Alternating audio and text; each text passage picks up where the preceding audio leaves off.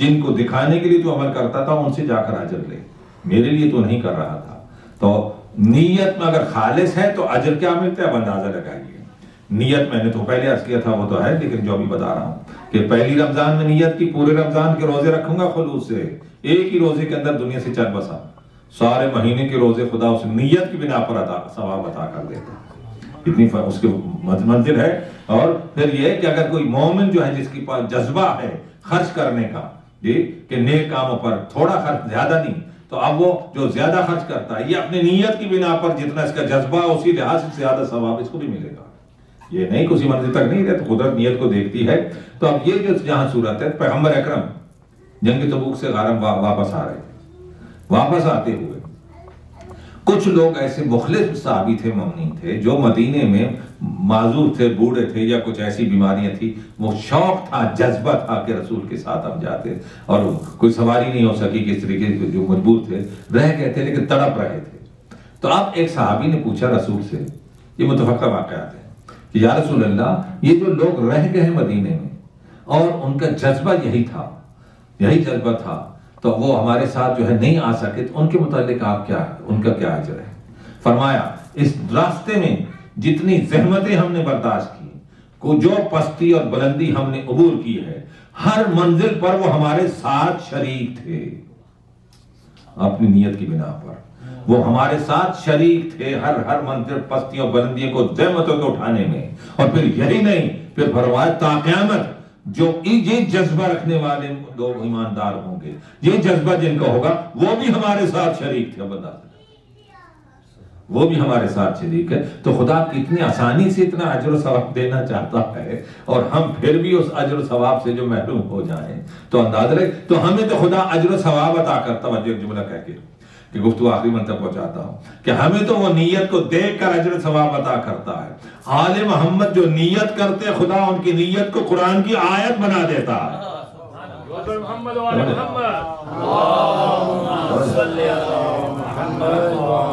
آل محمد جو نیت کرتے ہیں، خدا اس کو قرآن کی آیت بناتا ہے، جو عمل کرتے ہیں وہ عمل قرآن کی آیت بنتا جاتا ہے۔ نیت کیا کرتے ہیں؟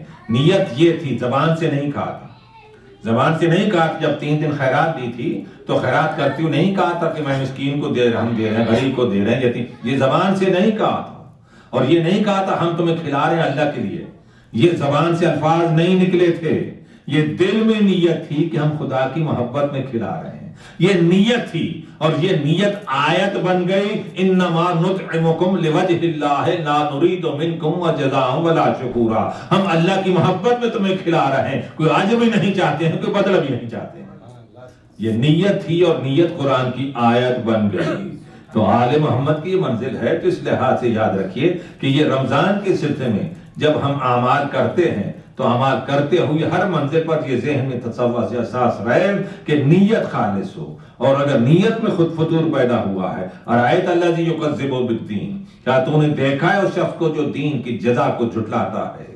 ارأیت الذی یکذب بالدین فذلک الذی یدع الیتیم، یہ وہ ہے کہ جو یتیم کو دھکے دیتا ہے، اس کو لا یطعم، اور ان کو کھانا کھلانے کی ترغیب نہیں دیتا۔ ویل للمصلین الذین هم عن صلاتهم، بربادی ہے ان نمازیوں کے لیے جو اپنی نماز میں سستی کرتے ہیں، ساؤن بھلا دیتے ہیں، ایک وقت کی پڑھ لی، 2 وقت کی نہیں پڑھ لی، یہ تب یہاں قرآن کی واضح آیت ہے۔ اور اس کے بعد وَيُرَاءُونَ، تب بربادی ہے جو نمازوں میں غفلت کرتے ہیں، اور کیا کرتے ہیں؟ وَيُرَاءُونَ، اور ریاکاری کرتے ہیں، خلوص سے عمل نہیں کرتے ہیں، نیت میں خلوص نہیں ہوتا ہے۔ وَيَمْنَعُونَ الْمَاعُونَ، اور عام استعمال کی چیزیں جو پڑوسی بھی کوئی مانگتا ہے تو اس کو دینے کے لیے تیار نہیں ہوتے۔ تو یہ سورہ ماعون کے اندر، تو اس لحاظ سے اس رمضان کے مہینے میں یاد رکھیے کہ کثرت، میں نے کہا کثرت تلاوت بھی رہنی چاہیے، اور کثرت تلاوت کے ساتھ کثرت استغفار رہنا چاہیے، اور کثرت استغفار کے ساتھ جو اپنے نفس کا بھی جائزہ لیتے رہنا چاہیے کہ ہم اس مہینے سے جو مسلسل گزر رہے ہیں، تو گزرتے ہوئے جو ہے ہم نے کہاں تک ترقی کی ہے، ہمارا باطن کتنا پاکیزہ ہوا ہے، اس کو اگر دیکھتے جائیں گے تو یقیناً یاد رکھیے تو پھر احساس ہوگا کہ ہم نے اس رمضان سے ہمیں فائدہ حاصل ہوا ہے۔ تو اس قسم کے بہت سے واقعات ہیں قرآن حکیم کے اندر جو ہے، صلوات بوال بلند۔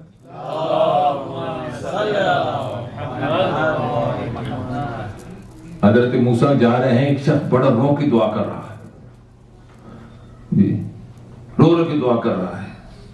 تو حضرت موسیٰ کو خیال آیا، پالنے والے گئے، بہت گڑ گڑا کے دعا کر رہا ہے. خدا نے کہا اگر اس کے آنسو آنکھیں بہہ بھی جائیں تو بھی دعا نہیں قبول ہوگی. پالنے والے کیوں؟ ریاکار ہے اور دنیا کا پجاری ہے، اس وجہ سے جو ہے اس کی دعا قبول نہیں ہوگی. تو قدرت جو ہے، جو یاد رکھیے، وہ باطن کو دیکھتا ہے، اور باطن کو جب دیکھتا ہے تو یاد رکھ، جملہ اور یہاں کہہ دوں کہ توحید باطن کو دیکھتی ہے، رسول بھی باطن کو دیکھتا ہے، اور امامت بھی باطن کو دیکھتی ہے. رسول نے باطن کو دیکھا، اور باطن کو دیکھنے کے بعد جس میں ایمان میں کمال نظر آیا اس کو منا اہل البیت میں شامل کیا. باطن کو دیکھا، ایمان کے درجات میں پھر فرمایا یہ 10ویں درجے پر ہے، یہ 9ویں درجے پر ہے، اور یہ 7ویں درجے پر. تو جو باطن کو نہیں جانتے تھے یہ درجات کیسے بیان کر رہے تھے؟ تو باطن کو دیکھا، اور اس کے ساتھ ایک جملہ اور عرض کر دوں گفتگو آخری من تک پہنچاتے ہوئے. تاریخ کہتی ہے کہ خدا باطن کو جانتا، اس کا نبی بھی باطن کو دیکھتا ہے. کہ جب مواخات قائم کی پیغمبر نے مدینے کے اندر مواخات، بھائی چارہ قائم کیا، مہاجرین اور انصار کے درمیان بھائی چارہ قائم کیا کہ ایک دوسرے کو سب کو بھائی بنا دیا. تو تاریخ کہتی ہے کہ بات کو جب پریکٹیکل لائف میں دیکھا گیا کہ جب ان دونوں کو دیکھا گیا، دونوں عادتوں میں ایک جیسے تھے، صفات میں ایک جیسے تھے. سخی سخی کا بھائی بنا، بخیل بخیل کا بھائی بنا، ایمان کے درجوں میں سب برابر تھے. یہ سب مسلمان لکھا کہ ظاہر ہے کہ رسول بھائی بنا رہے ہیں. جب بھائی بنا رہے تھے تو اس جانب میں سب کو بنا دیا. ایک جوان ایک جانب کھڑا ہوا ہے کہ یا علی تم کیوں پریشان کھڑے ہو؟ یا رسول اللہ سب کو بھائی بنا دیا، مجھے کسی کا بھائی نہیں بنایا. کہ یا علی قریب آؤ، سب نے مسلمان لکھا یا علی انت اخی فی الدنیا والآخرہ، تم میرے دنیا اور آخرت میں ایمانی بھائی ہو. تو جب تاریخ یہ کہتی ہے کہ جن کو پیغمبر بھائی بنایا تھا وہ عادتوں میں ایک جیسے تھے، صفات میں ایک جیسے تھے، تو پھر یہ بھی تو مان لیجئے جسے پیغمبر نے اپنا بھائی بنایا تھا وہ عادات میں بھی پیغمبر جیسا ہوگا، صفات میں بھی پیغمبر جیسا ہوگا. تو اس لیے اس کو بھی ماننے کے لیے تیار ہو جاؤ. جو صفات و کمالات میں چونکہ پیغمبر جیسے تھے، اسی لیے خدا نے علی کو مباہلے میں رسول کا نفس بنا دیا تھا. تو اب ایسی بات نہ ہوتی تو کیسا خدا رسول کا نفس بنا دیتا. تو سب چیزوں میں ایک تھے، صرف نبوت کا فرق تھا، سب چیزوں میں ایک تھے، اس لیے خدا نے ان کو پیغمبر کا نفس بنا دیا. اب جو قرآن یہ کہہ رہا ہے، جملہ میں نے اس میں کہا تھا، قرآن یہ کہہ رہا ہے کہ علی نفس رسول ہیں، نفس رسول ہیں. تو اب اگر علی کی ذات پر کوئی الزام لگا رہا ہے شراب کا یا کوئی گناہ کا، وہ پیغمبر پر الزام لگا رہا ہے. اگر علی پر الزام لگاتا ہے کہ علی نے کسی غیر معصوم کی بیعت کی ہے تو وہ پیغمبر کو کہہ رہا ہے کہ پیغمبر غیر معصوم کی بیعت کر رہے ہیں. اگر علی کے لیے کہتا ہے کہ علی کسی کے پیچھے نماز پڑھ رہا ہے تو علی کو نہیں کہہ رہا، رسول کو کہہ رہا ہے کہ رسول امتی کے پیچھے نماز پڑھ رہے ہیں. تو جب اسی لیے قدرت جانتی تھی یہ سارے مسئلے کھڑے ہوں گے، قرآن میں حدیث تو انکار کر سکتے ہو، قرآن سے کہاں انکار کرو گے؟ اس لیے قرآن میں نفس رسول کہہ کے بتا دیا کہ نہ یہ بیعت کر سکتا ہے، نہ کسی کے پیچھے نماز پڑھ سکتا ہے، نہ کسی گناہ کیسے ارتکاب ہو سکتا ہے، کیونکہ اس کی توہین رسول کی توہین ہے. سلوات بابا آزاد کی گفتگو یہیں تک ہوا ہے. پالنے والے، یہ مبارک مہینہ ہے، مغفرت کا مہینہ ہے. ہم اپنی خطاؤں کا اعتراف کرتے ہیں تیری بارگاہ رحمت میں. پالنے والے، ہمارے دل بھی گناہ گار ہیں، اعضاء گناہ گار ہیں. پالنے والے تیری رحمت کا سہارا ہے. تو نے خود اس کو مغفرت مہینہ کر رہا ہے، اور خود بتایا گیا ہے کہ تیرے نبی نے، ائمہ نے، کہ ہر سانس جو ہے تسبیح میں شمار ہوتا ہے. تو پالنے والے اس کی برکتوں کا واسطہ، تجھے اپنی وسعت رحمت کا واسطہ، معصومین کا واسطہ، ہماری خطاؤں کو معاف فرماؤ، ہمارے دلوں کو باطنی جاسوں سے پاک فرماؤ. یہاں جتنے مومنین مومنات شریک کو آفت سے محفوظ رکھ، ان کی جائز مرادیں پوری فرما. جو بیمار ہیں صحت سجاد بیماری کا واسطہ انہیں صحت کامل عطا فرما. جو پریشان حال ان کی پریشانی کو دور فرما. جو بے روزگار انہیں باروزگار فرما. جو باروزگار ان کے رزق میں برکت عطا فرما. پالنے والے، جن بچیوں کی ذمہ داری ہے، جن مومنین کے، اس کو ان ذمہ داری سے بردوش فرما. اپنی عرض پر، زمین پر پالنے والے تو امن قائم کرنا چاہتا ہے، اور جب چاہتا ہے تو آج تک پوری زمین پر امن قائم نہیں ہوا. ہر انسان امن چاہتا ہے فطرت میں کے لحاظ سے کہ امن ہو، محبت سے رہیں.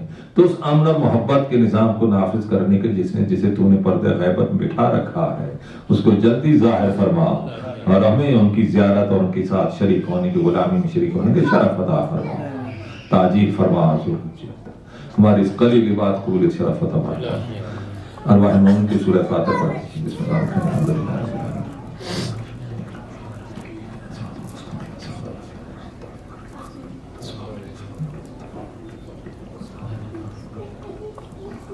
ربنا آتنا في الدنيا حسنة وفي الآخرة حسنة وقنا عذاب النار وتوفنا مع الأبرار بجاه محمد وآله